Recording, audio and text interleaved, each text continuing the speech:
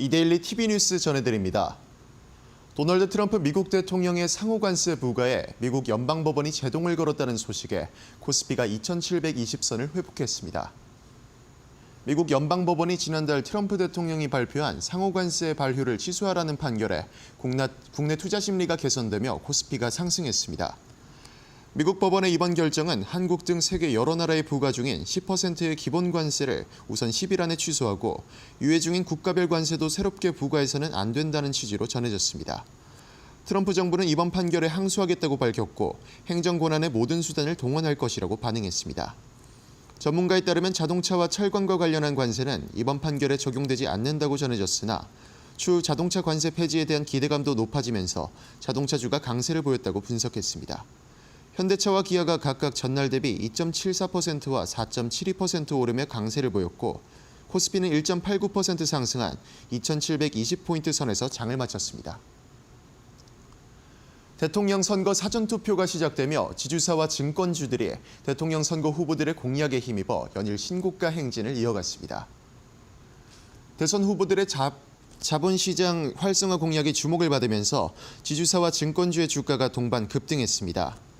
이재명 대선 후보는 상법 개정과 자사주 소각 의무화 등의 공약을 밝혔고 김문수 대선 후보는 자본시장법 개정으로 장기 주식 보유자에 대한 세제 혜택을 제공하겠다는 공약을 내세웠습니다. 사전투표 첫날 대통령 후보들의 공약에 대한 관심이 더욱 증가하며 LG와 두산, 한화 등 지주사들의 주가가 급등했고 미래에셋증권과 NH투자증권도 각각 23.21%와 7.52% 오르며 급등했습니다. 엔비디아가 깜짝 실적을 발표하면서 반도체 업종에 훈풍이 불었습니다. 인공지능 반도체 대장주 엔비디아가 시장의 기대를 웃도는 실적을 발표한 가운데 국내 반도체주가 상승세를 보였습니다. 엔비디아는 실적 발표에서 올해 6월에서 4월 매출이 전년 대비 69% 증가한 440억 6천만 달러를 기록했다고 밝혔습니다. 특히 AI 칩 및 관련 부품을 포함한 데이터 센터 사업이 급성장한 것으로 나타났습니다. 데이터 센터 부문 매출은 전년 대비 73% 이상 증가한 391억 달러로 전체 매출의 88%를 차지했습니다. 엔비디아의 HBM을 공급하는 SK하이닉스의 주가는 전날 대비 1.92% 오른 21만 2천 원의 장을 마쳤고 국내 반도체주 또한 전체적인 상승세를 보였습니다. 인공지능 플랫폼 전문 기업 솔트룩스가 오늘 서울 강남구 GS타워에서 AI 컨퍼런스를 개최하고 차세대 AI 모델 루시아3를 선보였습니다.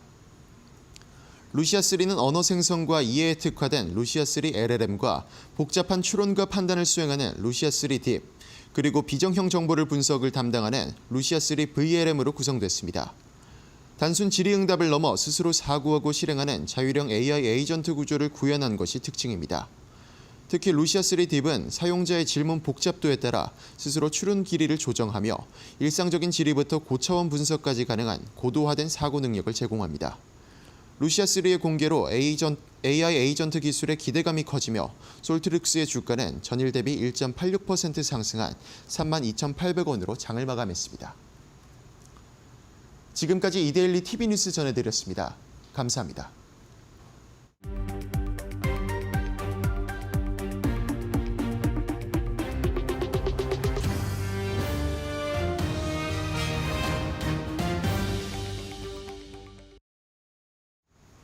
네, 포트폴리오를 업시켜주는 데일리 마켓업. 안녕하세요, 김주영입니다. 오늘 국내 증시 훈풍이 불면서 마감을 했습니다. 한국은행이 기준금리를 인하했고요. 미국발 소식을 따르면은 연방법원에서 이 트럼프의 상호관세 제동을 걸면서 국내 증시 전반적으로 영향받아갔는데요. 그렇다면 오늘 어떻게 마감했는지 같이 한번 체크해 보시죠. 마감 지수부터 확인해 보도록 하겠습니다. 오늘 코스피는 2,720선에서 마감을 했습니다. 사실 장중의 고점은 2,719선이었는데 결국 이 고점을 깨고 2,720선에서 마감을 했던 거고요. 1.89% 상승하면서 강한 상승 탄력을 받아갔다라는 점 확인해 보실 수가 있습니다. 그렇다면 코스닥도 한번 살펴보겠습니다. 확실히 코스닥도 오전보다는 오후에 탄력이 더 강했고요. 또 역시나 마찬가지로 고점을 뚫어내면서 736선에서 마감했던 모습 확인되고 있습니다. 그렇다면 매매 동향도 같이 한번 체크해 보겠습니다. 오늘 코스피 매매 동향 살펴보시면 역시나 어제에 이어서 외국인과 기관의 매수세가 유입이 됐습니다. 특히나 기관 같은 경우 6,800억 원 이상 담아내면서 오늘도 코스피의 지수 상승을 견인했구나라는 것들 확인해 보실 수가 있고요. 외국인 같은 경우 2,900억 원 담아냈습니다. 코스닥 매매 동향도 확인해 보겠습니다. 오늘 코스닥은 기관이 460억 원 사들였고요. 외국인 같은 경우는 19억 원 팔아내는 모습이었습니다. 사실 장중에 외국인이 계속해서 매도 포지션을 취하면서 이 매도폭이 더 컸던 모습이었는데 결국 마감에 가까워질수록 이 매도폭은 줄어들었던 모습입니다.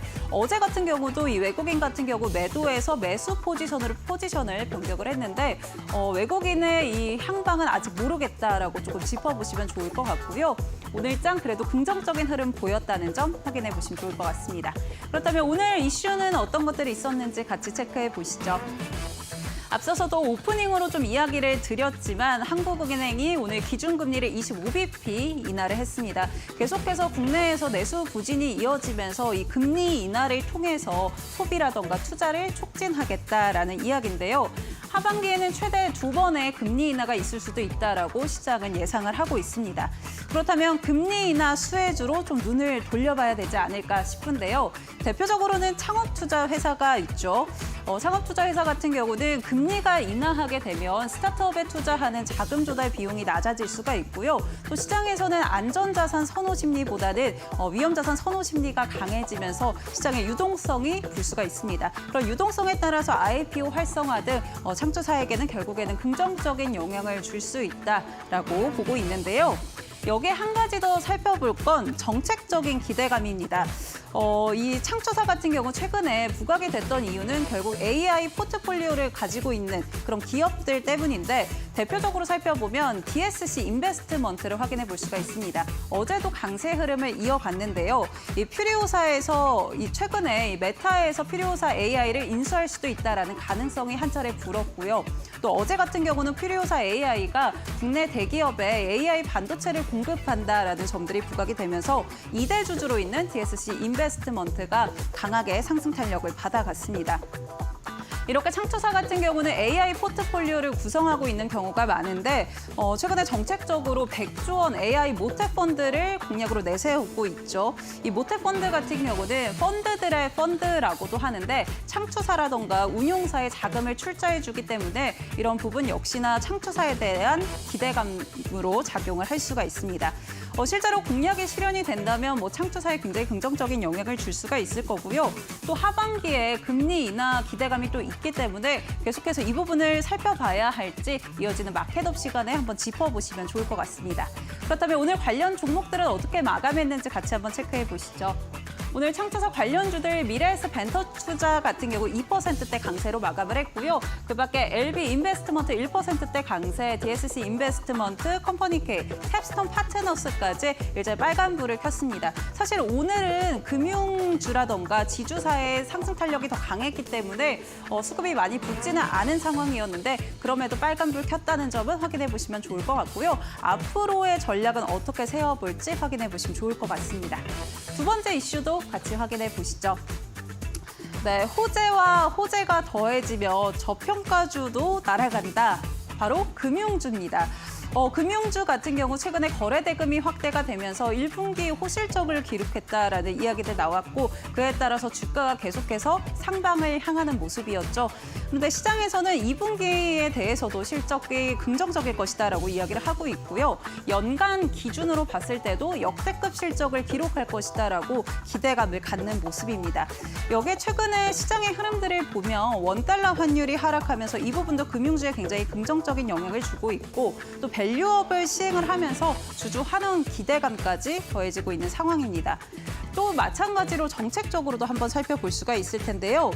더불어민주당 측에서 5,000피 공약을 내세웠었죠. 그러니까 코스피를 5,000포인트까지 끌어올리겠다라는 공약을 내세웠는데 이를 위해서 상법 개정을 추진한다던가 또 자사주 소각 의무를 좀 내세운다던가 이를 통해서 증시 체질을 개선하겠다라는 이야기들을 내세웠습니다.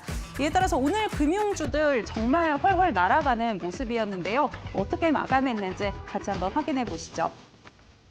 네, 오늘 상상인증권 같은 경우 상한가 도달을 했습니다. 그밖에 미래에셋증권도 역시나 상한가 도달 이후에 상승폭을 조금 내려잡으면서 23%대 강세로 마감을 했고요. 한국금융지주 9%대, 키움증권 6%, 하나금융지주도 3%대 정말 급등 흐름을 이어갔던 금융주들이었습니다. 금융주들 계속해서 이 정책적인 기대감까지 더해지면서 계속 살펴봐야 될지 한번 확인해 보시면 좋을 것 같습니다.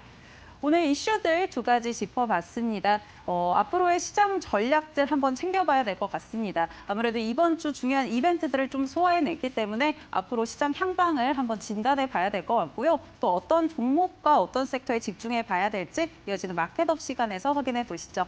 이어지는 시간은 어제에 이어서 김태훈 파트너와 함께합니다. 지금 바로 시작합니다.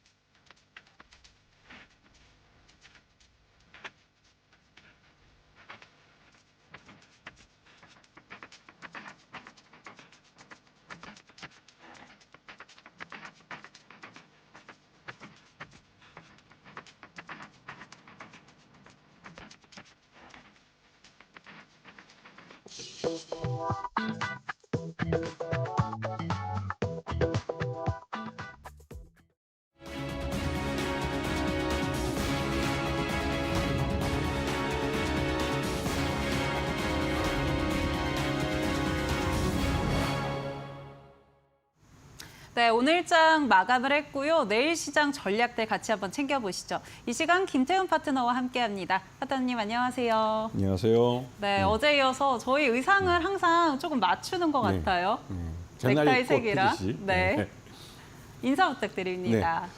이번 주는 화요일부터 내일 금요일까지 예고를 드리겠습니다. 저와 함께 쭉 일주일 달리시죠. 오늘 장 너무 좋았습니다. 내일도 장이 또 좋아질 것 같고요.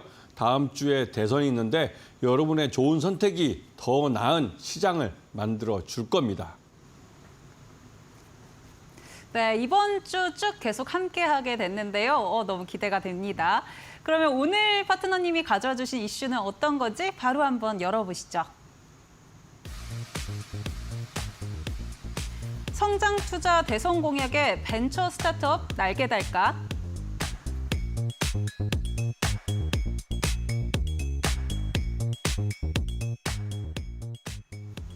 네, 네, 최근에 대선 공약을 보면은 AI에 투자하겠다라는 이야기들이 굉장히 많죠. 이런 정책적인 기대감이 창투사에도 또 불고 있는 것 같은데요.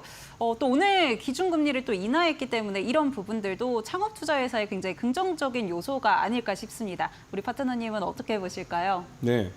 역시나 이 창수사는 여러분들이 투자를 놓쳤던 종목들, 인공지능이 됐던 뭐 HBM이 됐던 이러한 종목들을 이미 포트폴리오에 갖고 있습니다. 그렇기 때문에 여러분이 이러한 종목을 따라가지 못하고 있다면 일단 창수사를 포트폴리오에 담으시면 이런 그 종목들을 이미 여러분 포트폴리오에 갖고 있는 것이나 마찬가지입니다.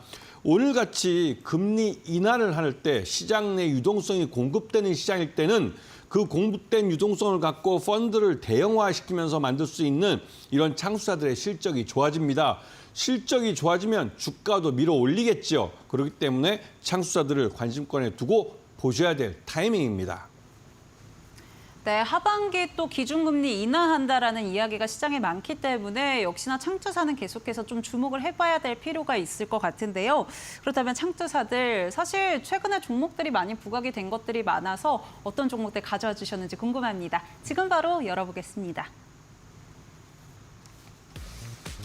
네, LB인베스트먼트, HB인베스트먼트 가져와 주셨는데요. LB인베스트먼트 같은 경우는 LG에서 시작된 창업 회사죠. 그리고 HB 같은 경우는 최근에 신규 상장했던 달바글로벌을 포트폴리오로 보유하고 있습니다.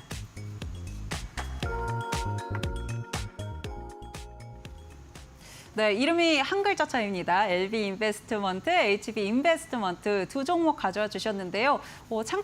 창투사 중에서도 이 두 종목 꼽아주신 이유가 있을까요? 네, 두 종목 다 좋기 때문에 선택을 한 거고요. LB 같은 경우는 아까 말씀하신 대로 LG 창투가 이름을 바꾼 겁니다. LB그룹으로 떨어져 나올 때 그 핵심, LB그룹의 핵심 주력 회사로 LB인베스트먼트가 나온 것이죠. 이 LB인베스트먼트는 그 지금 1세대 창수사로서 운용 자금이 1조 원이 넘습니다. 1조 원이라는 돈을 운영하고 있기 때문에 웬만한 종목들, 우리 한국 사회에서 잘 나가는, 한국 경제에 잘 나가고 있는 벤처기업들은 대부분 다 펀드에 편입하고 있다고 해도 과언이 아니고 해외에도 투자를 하고 있습니다. 최근 들어서 말씀드리면 말씀만한 되게 유명한 AI 업체도 여기서 투자를 하고 있죠. 그리고 무엇보다도 요번에 이 LB인베스트먼트는 3천억짜리 펀드를 만듭니다. 굉장히 초대형 펀드인데요. 이런 펀드를 만들 수 있는 회사, 이게 LB인베스트먼트 같은 이런 1세대 창수사로서 대형 창투이기 때문에 가능한 겁니다. 두 번째, HB인베스트먼트는 그거보다 조금 작지만 역시나 1세대 창수사입니다. 그래서 역사가 굉장히 많죠. 이 HB라는 게 다른 HB 테크놀로지라는 회사 상장이 돼 있는데요. HB는 흥부라는 이름의 이 약자입니다. HB인베스트먼트 굉장히 오래된 회사고요.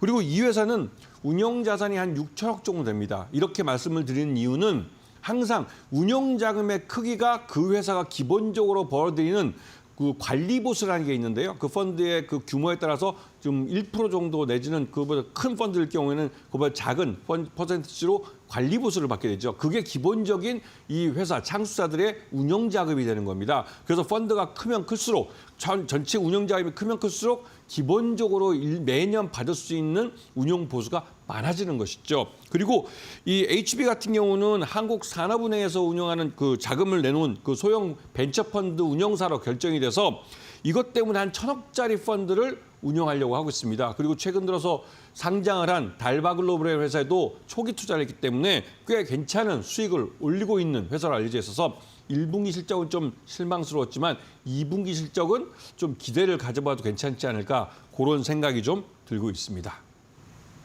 네, 최근에 시장에서 뜨거웠던 이 한국의 엔비디아라고도 꼽히는 피리우사 AI의 포트폴리오를 이제 LB인베스트먼트가 보유하고 있고요. 또 HB인베스트먼트 같은 경우는 앞서서도 이야기해 주셨지만 이 달바글로벌 최근에 신규 상장해서 주가 흐름도 괜찮은 편인데 그렇기 때문에 2분기 실적이 좀 기대된다라고 이야기해 주셨습니다. 그렇다면 두 종목 중에 어떤 종목 애프터픽으로 꼽아주실까요? 네, 역시나 LB죠.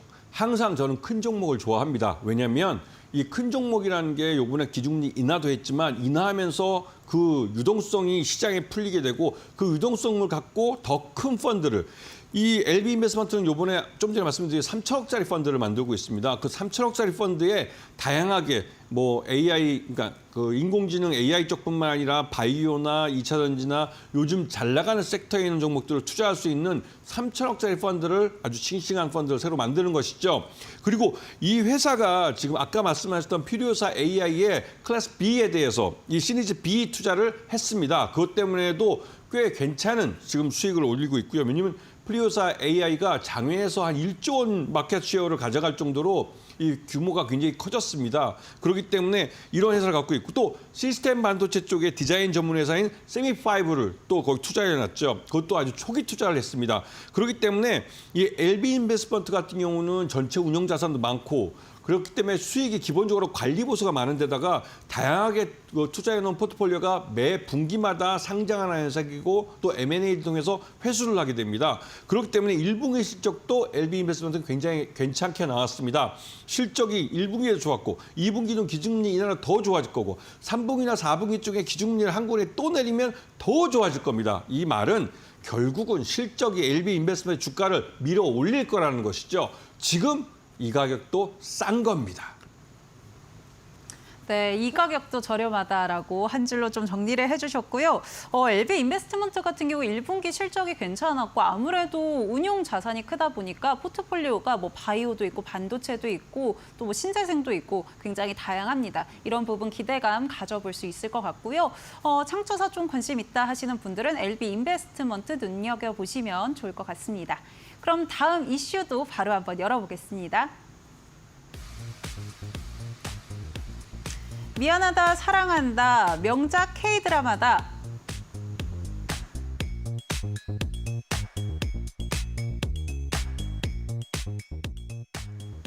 네, K-드라마 가져와 주셨는데요. 사실 저희가 어제도 영상 콘텐츠를 좀 다뤄봤잖아요. 근데 오늘도 이렇게 관련해서 가져와 주신 거 보니까 두 번 강조해도 지나침이 없다라고 보면 될까요? 네. 6월 달에 여러 가지 이벤트가 있습니다. 특히나 하반기를 좀 대비하는 마지막 상반기 실적이 결정되는 때인데요. 이 6월 달에 이 드라마, K-드라마나 K-무비 이런 영상 컨텐츠 쪽에 좋은 호재성 재료들이 많이 있습니다. 그렇기 때문에 이런 쪽을 잘 봐주셔야 되고 지금 좀 전에 그 제목을 이렇게 뽑았듯이 글로벌 OTT들이 우리나라 예전 그 20세기 이전에 만들어진 드라마들을 수입을 해서 지금 방영하고 있습니다. 이게 우리나라 우리 한국 분들은 잘 못 느끼겠지만 우리 한국 사회가 발전하고 있는 속도가 굉장히 빠릅니다. 그렇기 때문에 예전에 우리가 그 만들었던 그러니까 이미 지나버린 시대의 그 드라마가 외국에서는 자기들이 지금 살고 있는 그 시대를 나타내고 있는 그런 드라마라고 느껴지면서 전혀 촌스럽지가 않은 것이죠. 그렇기 때문에 우리가 예전에 만들었던 드라마들도 이 구작이라고 그러는데 구작을 수입해가는 그런 외국 회사들이 외국 방송사나 이런 그 엔터 회사들이 많이 있습니다. 여기서 우리나라 드라마 제작사나 영화사들이 돈을 또 추가적으로 버는 것이죠.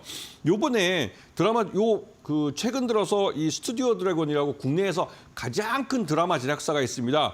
1분기는 그 별들에게 물어본가 하는 드라마가 이 텐트폴 작품인데 이게 좀 실패를 했습니다. 그때 뭐 여러 가지로 사회가 어지럽고 누가 뭐 TV를 볼 여유가 없었기 때문에 그런데요. 하지만 이 스튜디오 드래곤은 2분기, 3분기, 4분기 각 분기마다 텐트폴 작품을 한 작품씩 내놓겠다고 대규모로 투자를 하고 있습니다. 그리고 25작품을 올해 하시는데 요번에 거의 대부분 그 한 60% 되는 것들이 하반기에 발표를 합니다. 이 말은 상반기의 실적이 좀 부진하더라도 하반기에 이 실적을 역전시킬 수 있는 기회가 있다는 것이죠. 그렇기 때문에 이 스튜디오 드래곤을 좀 주의 있게 보실 필요가 있고요.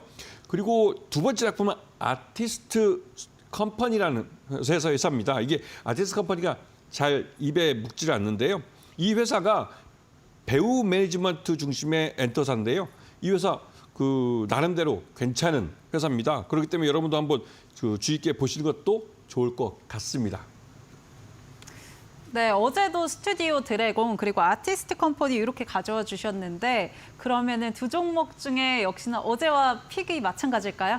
네, 그 아까 좀 저도 오바이스 먼저 좀 달려가는데요. 이 아티스트 컴퍼니라는 회사가 그 배우 중심으로 만들어진 기획사, 그러니까 연예 기획사입니다. 그런데 이 회사 같은 경우는 뭐 말 그대로 오너가, 그러니까 최대 주주가 이정재 배우죠. 그리고 이정재 배우가 주연으로 한 이 오징어 게임 시즌 3가 이번 6월 달에 오픈을 합니다. 그렇기 때문에 넷플릭스 스토어에서 전 세계에 오픈되는 건데요. 그러다 보니 지난번 그 오징어 게임 1이 시즌 1이 성공하고 나서 오징어 게임 시즌 2가 오픈될 때 이 아티스트 컴퍼니에 대해서 묻지마 매수가 유입되면서 주가가 아주 많이 오른 적이 있죠.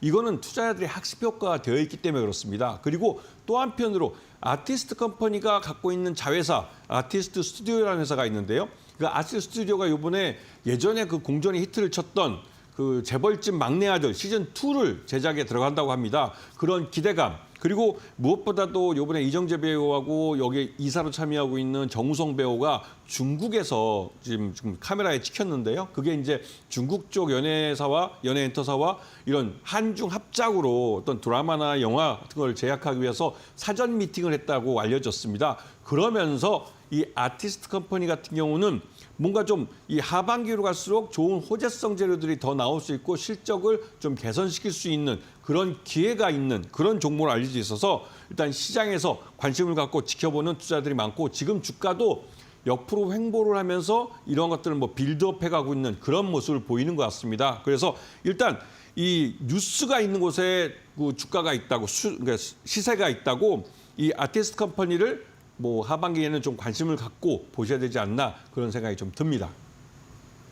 네, 사실 어제 저희가 이제 영상 콘텐츠주 이야기를 하면서 엔터주에 부는 이 훈풍이 결국은 콘텐츠주로도 확대가 될 수 있다라고 이야기했기 때문에 그런 부분을 잘 짚어봐야 될 것 같은데, 근데 사실 아티스트 컴퍼니 같은 경우는 좀 오징어 게임 같은 이런 테마단에서 움직이는 종목이기도 하잖아요. 그렇기 때문에 조금 단기적으로 접근하는 게 좋을지 아니면 이런 하반기에 한알령 기대감도 있기 때문에 그래도 장기적인 추세로 좀 볼 수 있을지 이 부분도 궁금한데요. 네.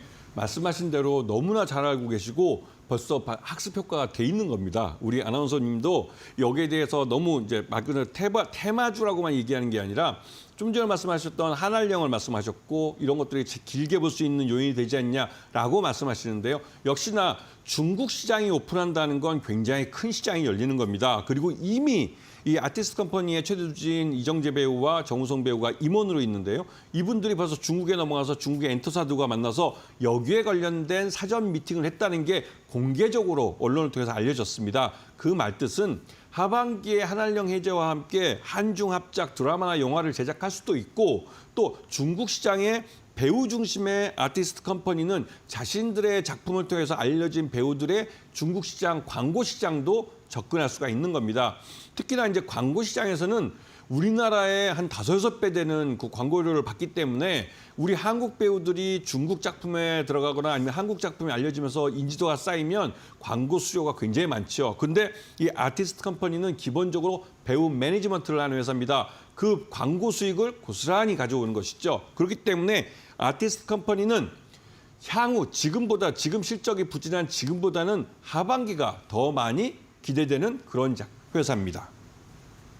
네, 짧은 호흡뿐만이 아니라 하반기까지도 지켜볼 수 있다라고 하시니까요. 엔터주에 이어서 콘텐츠주도 한번 관심 가져보시면 좋을 것 같고요. 그중에서도 아티스트 컴퍼니 꼽아주셨습니다.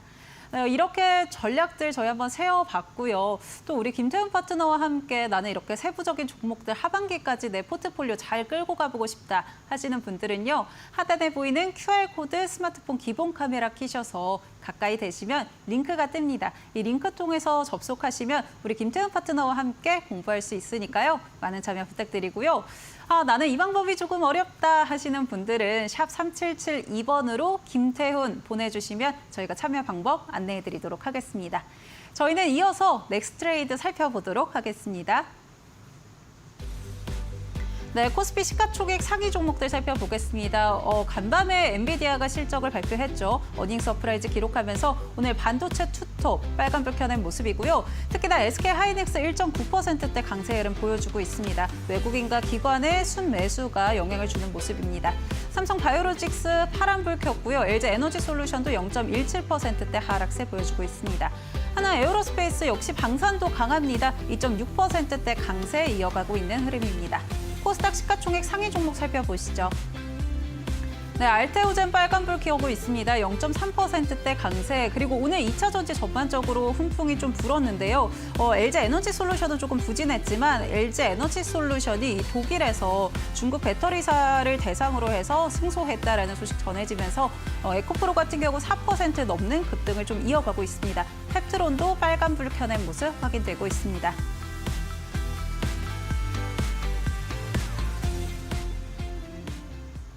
네, 현재 넥스트레이드 같이 한번 살펴봤습니다. 저희 이데일리 TV에서 제공하는 정보는 투자 판단을 위한 조언일 뿐 투자에 따른 책임은 투자자 본인에게 있다는 점 참고해 주시기 바랍니다. 그러면은 저희 이어서 김태훈 파트너의 비법 강의로 바로 돌아오겠습니다.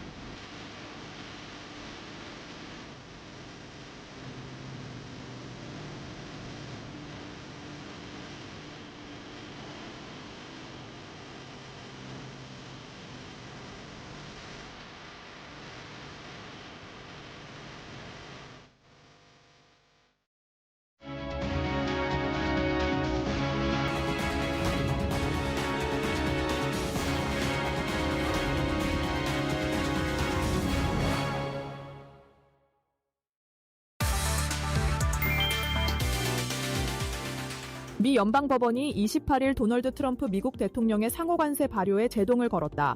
로이터 통신은 미 연방법원은 대미 수출량이 미국의 수입량을 넘어서는 국가의 물품에 일괄적으로 관세를 부과하는 것은 대통령의 권한을 넘어선 것이라고 판결했다고 전했다. 맨해튼의 국제무역법원은 미국 헌법이 의회에 외국과의 무역을 규제할 독점적 권한을 부여하고 있으며 이는 대통령의 비상권한보다 우선한다고 밝혔다. 앞서 뉴욕의 주류 수입업체와 버지니아주의 교육용 키트 및 악기 제조업체 등 소규모 업체 5곳은 상호관세가 자사 사업에 악영향을 미칠 것이라며 소송을 제기했다. 이번 소송을 포함해 미국 13개 주와 소규모 기업 등이 트럼프 전 대통령의 관세 정책에 제기한 소송은 총 7건에 달한다.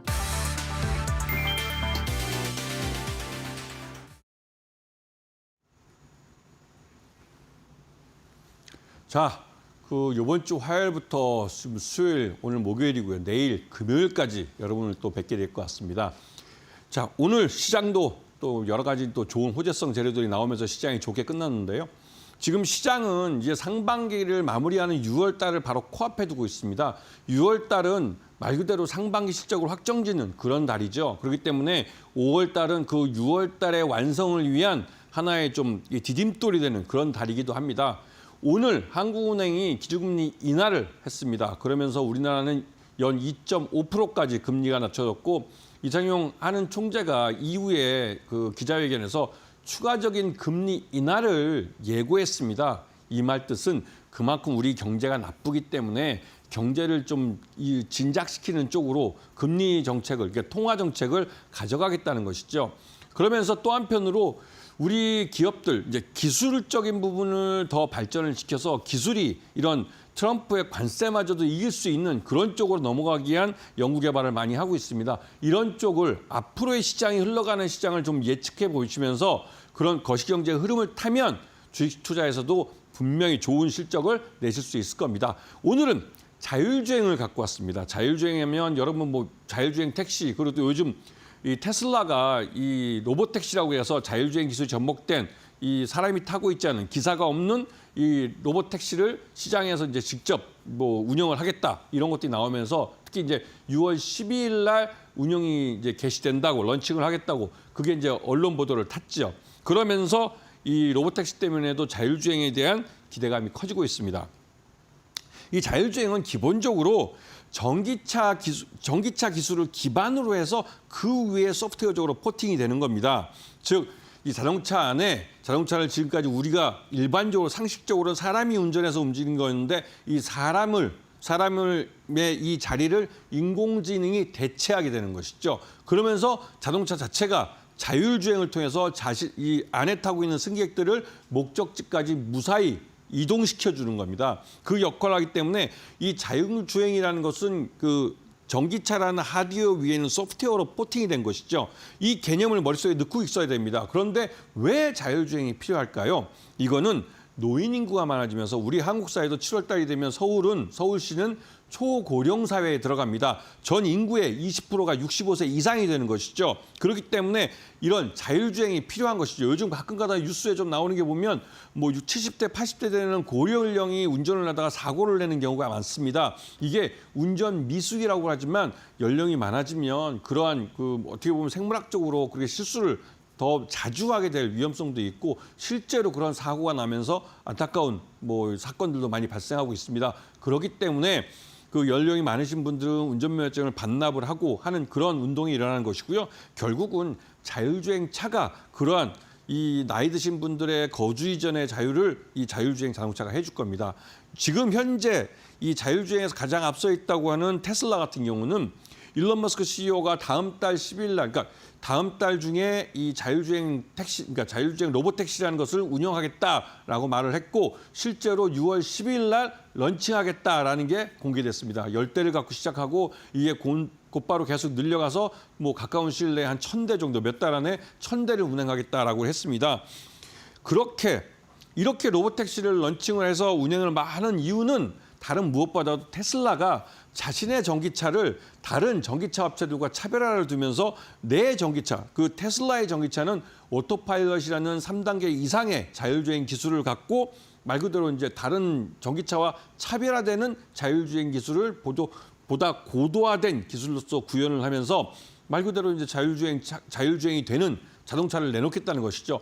기술적 선도를 통해서 시장 선도를 가져가겠다는 겁니다. 주도권을 가져가겠다는 것이고 결국은 이게 중국산 가격이 싼 전기차에 대해서 이 테슬라 같은 미국 선진국이라는 볼 수 있는 미국의 이런 테슬라가 가져갈 수 있는 경쟁력이라고 볼 수가 있는 것이죠. 이 부분은 우리 현대차에게도 마찬가지입니다. 현대차 그룹도 이 자동차에 대한 부분을 투자를 많이 하고 있는데 실제로 그런데 많이 아쉬운 점이 있죠. 왜냐하면 한국의 우리 현대차, 이 가장 큰 우리 국내 자동차 시장을 가장 선점하고 있는 이 현대차 같은 경우는 아직까지 3단계 자율주행차를 구현하지 못했어요. 그런데 이미 테슬라는 3단계 가장 고도화했다는 오토파일럿을 고도화시키고 있고 벤츠마저도 작년 상반기에 3단계 자율주행차를 시장에 내놨습니다. 그런데 우리 한국 현대차는 아직까지도 2년 전에 정유성 회장님이 그때 이 자율주행차를 3단계 자율주행 기술이 포팅된 차를 시장에 내놓겠다 했는데 아직까지 못 내놨죠.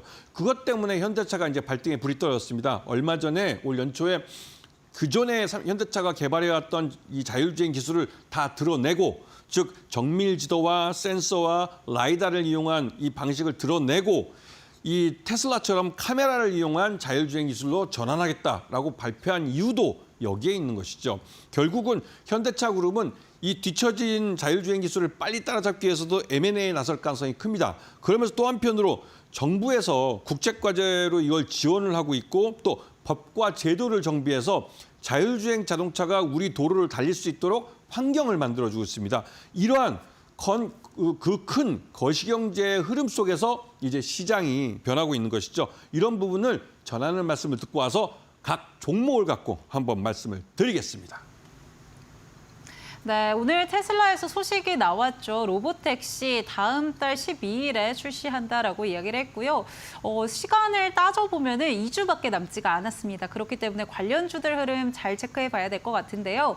나는 이렇게 관련주들 흐름 따라잡기가 조금 어렵다 하시는 분들 김태훈 파트너님과 함께 해보시면 좋을 것 같습니다. 하단에 보이는 QR코드 스마트폰 기본 카메라 키셔서 가까이 되시면은요. 우리 김태훈 파트너와 함께 공부할 수 있는 링크가 뜨니까요. 접속하셔서 같이 전략 세워보시면 좋을 것 같습니다.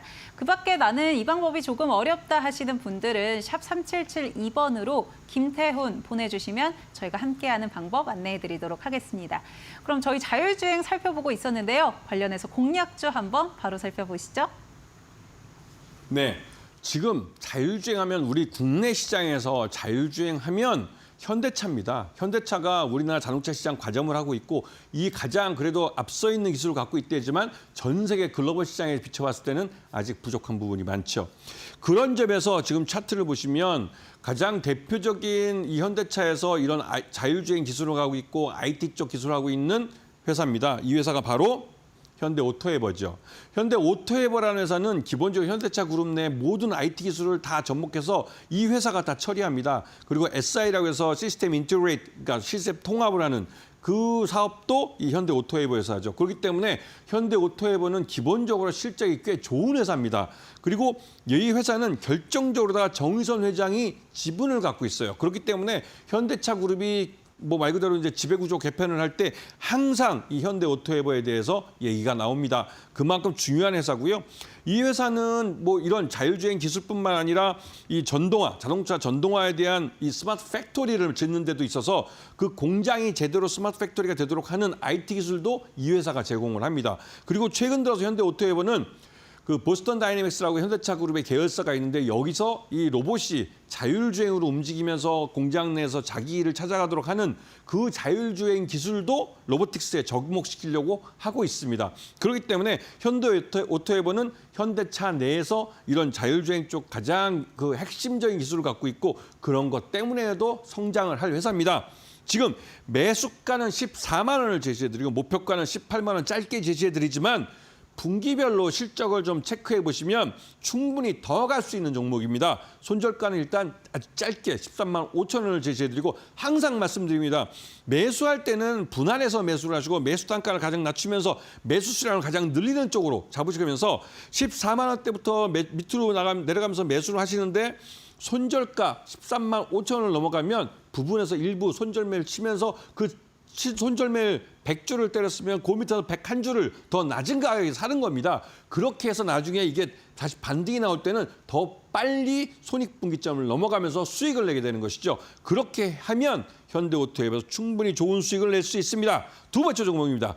이 종목은 자동차용 카메라 공정 장비를 만드는 회사입니다. 그래서 테슬라가 주 거래처고 지금 차트를 보시게 되면 많이 올랐다 내려왔는데 이 내려온 이유가 대부분 1분기 때 이 테슬라 실적이 안 좋았기 때문에 그렇습니다. 그 말뜻은 테슬라가 주 거래처다 보니까 테슬라 실적이 좋으면 이 회사 실적도 좋고 테슬라 실적이 나쁘면 이 회사 실적도 나쁩니다. 이런 그 상관관계를 잘 보시면서 즉 이 종목에 대한 이런 기본적 분석을 좀 하시고 이 종목이 어떤 특성을 갖고 있고 어떠한 사업을 갖고 어떠한 상품을 갖고 어떠한 제품을 갖고 돈을 버는지를 알고 계신다면 이 회사에 대해서 경영적인 아니면 시장 변화에서 어떤 리스크가 찾아왔을 때 이 종목을 계속 보유해 갈지 일부 손절매를 할지 아니면 여기서 추가로 누구 말대로 물타기를 할지 이런 부분을 판단할 수 있는 것이죠. 그래서 제가 여러분들에게 항상 강조하는 게 이 차트를 갖고 설명드리기보다는 기본적 분석에 대해서 설명을 드리는 겁니다.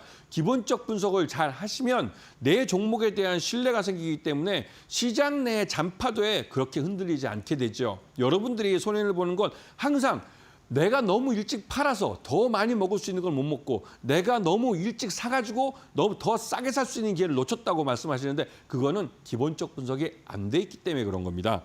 자, 이 회사 퓨런티어입니다.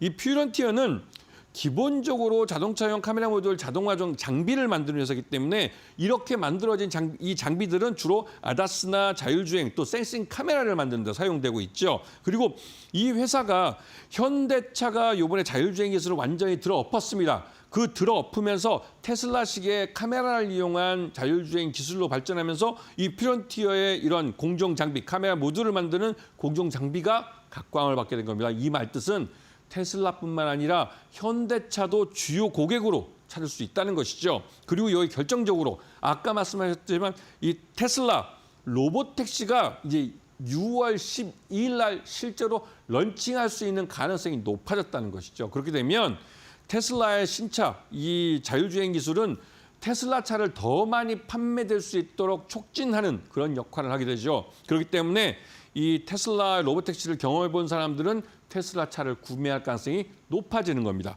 매수가 2만 원 제시해드리고 목표가 3만 원, 그다음에 손절가는 19,000원을 제시해드리겠습니다. 자, 이제 전하는 말씀 듣고 마지막 한 종목 알려드리겠습니다. 네, 매수, 매도 시점을 잘 잡으려면 이 종목에 대한 선행적인 공부가 좀 필요하다라고 얘기해 주셨는데요. 나는 공부 혼자 하기 조금 어렵다 하시는 분들은 우리 김태우 파트너와 함께 해보시면 좋을 것 같습니다. 하단에 보이는 QR코드 스마트폰 기본 카메라 키셔서 가까이 대시면은 링크가 뜨는데요. 이 링크 통해서 접속하시면 우리 김태우 파트너와 함께 할 수 있는 교육방 나오니까요. 많은 참여해보시면 좋을 것 같고요. 나는 이 방법이 조금은 어려워요 하시는 분들은 샵 3772번으로 김태훈 보내주시면 저희가 참여 방법 친절하게 안내해드리도록 하겠습니다. 공략주 하나 더 남아있는데요. 바로 한번 열어볼까요? 네, 마지막 종목입니다. 제가 앞에 설명드린 것 중에 현대차가 이 자율주행 기술을 개발하는 데 있어서 좀 뒤처졌다고 말씀을 드렸어요. 다른 경쟁, 글로벌 마켓 자동차 완성차를 만드는 업체들과의 경쟁에서 뒤처져 있는 상태입니다. 그런데 이 뒤처져 있는 걸 단번에 따라잡는 건 M&A가 가장 좋은 방법이죠. 그 M&A 대상이 될 수 있는 종목입니다. 이 회사 같은 경우는 차량용 반도체를 개발하는 회사인데요. 이 차량용 반도체가 말 그대로 자율주행 쪽에 사용되는 그런 기술을 담고 있는 회사입니다.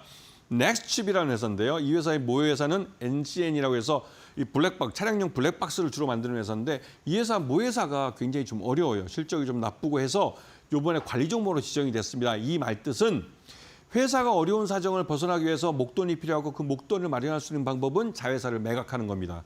그건 이 NCN 쪽에서 갖고 있는, 그러니까 이 넥스칩이라는 회사의 경영권을 갖고 있는 회사가 사용할 수 있는 카드예요. 그리고 현대차는 자율주행 기술이 필요합니다. 그 자율주행 기술을 이 넥스칩이 갖고 있는 것이죠. 그렇다면 양쪽에서 이런 서로 그 의도가 맞다면 이 딜이 이루어질 수도 있는 것이죠. 어디까지나 제 상상이지만 말이죠. 자, 넥스칩은 기본적으로 자동차용 그 반도체 쪽에 이제 자동차용 지능형 카메라 영상 처리 기술을 갖고 있는 회사고요. 이거를 반도체에 포팅해서 그 반도체 칩을 판매하는 회사입니다. 그런데 현대차 자율주행 기술에 이 기술이 접목되고 있어요. 현대차 기술 중에 자동차 차량 중에 각 모델별로 하이엔드 제품들이 있습니다. 하이엔드 모델에는 이 회사 넥스칩의 기술이 접목돼 있습니다. 아파치라는 칩인데요. 여기에 ISP나 ADAS 또 AHD, SoC 시스템1 칩 이런 쪽에 이 기술이 사용되고 있고 저도 이번에 그 와이프가 차를 바꿔서 현대차를 타봤는데 거기에 앞에 자동차 차 전면에 막 이런 것도 표시되고 하는 게 참 신기하더라고요. 그만큼 이 기술이 굉장히 많이 발전돼 있습니다. 그리고 넥스칩은 한국형 온 디바이스 인공지능 반도체 기술 개발 프로젝트에 참여하고 있습니다. 자, 매수가 7,000원 제시해드리고 손절가 6,500원, 목표가는 무려 14,000원 제시해드립니다. M&A가 실제 될 경우에는 그보다 더 오버해서 슈팅할 수 있습니다. 그런 부분을 잘 보시면서 넥스칩을 공부해 보십시오. 네, 오늘 퓨런티어부터 넥스트칩까지 여러 종목들 같이 한번 지켜봤습니다. 로보택시 출시 정말 2주밖에 안 남았기 때문에 앞으로 관심 가져보시면 좋을 것 같고요. 나는 김태훈 파트너님과 함께 전략들 세워보고 싶다 하시는 분들은 하단에 보이는 QR코드 통해서 접속해보시면 좋을 것 같고 또는 샵 3772번으로 김태훈 문자 보내주시면 저희가 함께하는 방법 안내해드리도록 하겠습니다. 오늘 전략 세워주신 김태훈 파트너님과는 여기서 인사드리도록 하겠습니다. 파트너님 고맙습니다. 네, 저희 애프터마켓 소식은 여기까지입니다. 저희는 내일 4시에 또 여러 가지 투자 정보 담아서 돌아오도록 하겠습니다. 함께해 주신 여러분 고맙습니다.